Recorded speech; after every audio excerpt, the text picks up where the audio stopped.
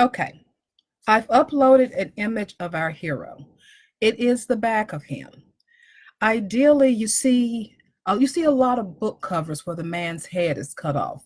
That's because the author wants you to fantasize about the man and you can see him the way that you envision him. Because the author will give you enough descriptors for you to form this image of your hero and what he looks like. So you can imagine yourself knocking her out the way and making that man your own. I often fantasize about sex. But my biggest crush is on Eduardo Delgado. That man. Woo! Anyway, sorry. Back to the lesson at hand. Okay, our hero is a very basic guy. I've read some stories with. I know, Karen. I've read some stories with some alpha male heroes. A lot of those characters remind me of the dudes from the frat houses in college or the idiots that played football in school. They weren't really attractive to me then, and reading them now, you just kind of. But you do want your hero to be an alpha male. He can be an alpha male and not necessarily be a butthole. Because sometimes you read these books and you're like, this dude's a butthole. Why is she even interested in him? The basic concept with your hero is that man sees woman, man wants woman, man hunts, he gathers, make cave warm for woman. That way she'll want to live with him and be his woman. Now, your male heroes have to be likable. They need to be flawed because you don't want a man that has just everything together. He has to have something that he's afraid of, something that irritates him, something that makes him laugh whenever he thinks about it, because that guy is relatable. Now, I know in the advertisement they said that I would tell you how to create the ideal male character that your readers will quote or they will want to as their own. Do you want to know the secret? Yeah. Your ideal male hero is the one that got away. You know, that guy. That if things had been a little bit different, if you had been a little bit more mature, if he had been a little bit more ready to settle down and not run around and try to be that guy versus being your guy. You take him, you take all the traits that you liked about him, all the traits that you didn't, and you recraft him so that you have your happily ever after with him. I know. I think right after Thursdays in Savannah, my ex from college reached out to me. He said, yeah, I read this book. Are you rewriting our story to give us a happily ever after?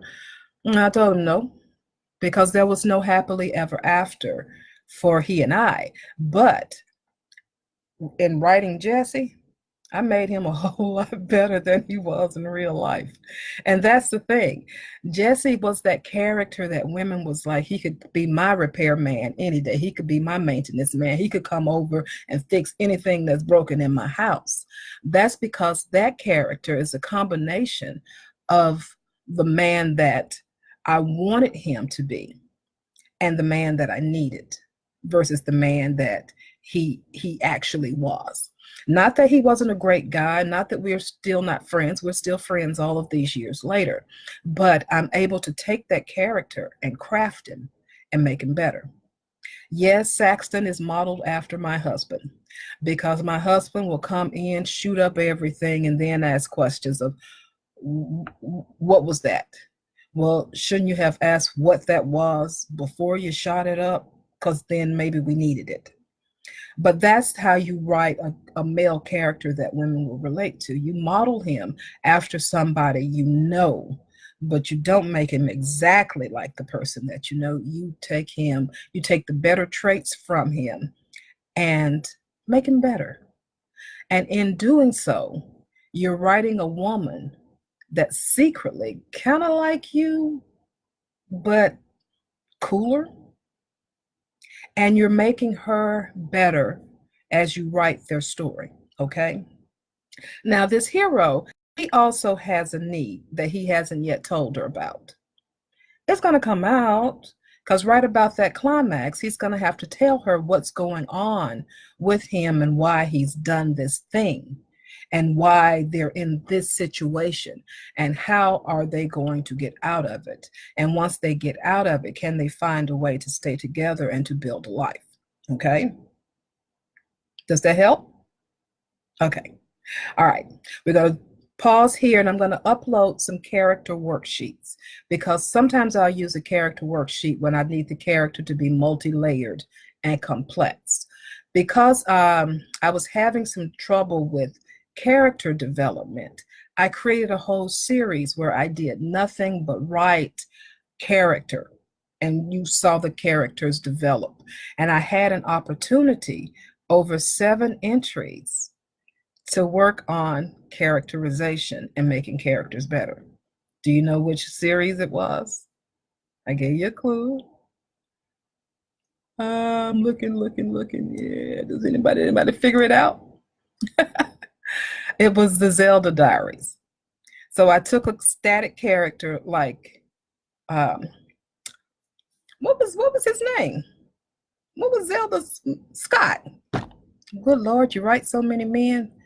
Phew.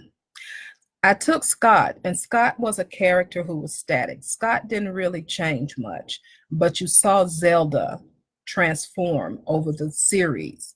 And I used that whole series to work on character development.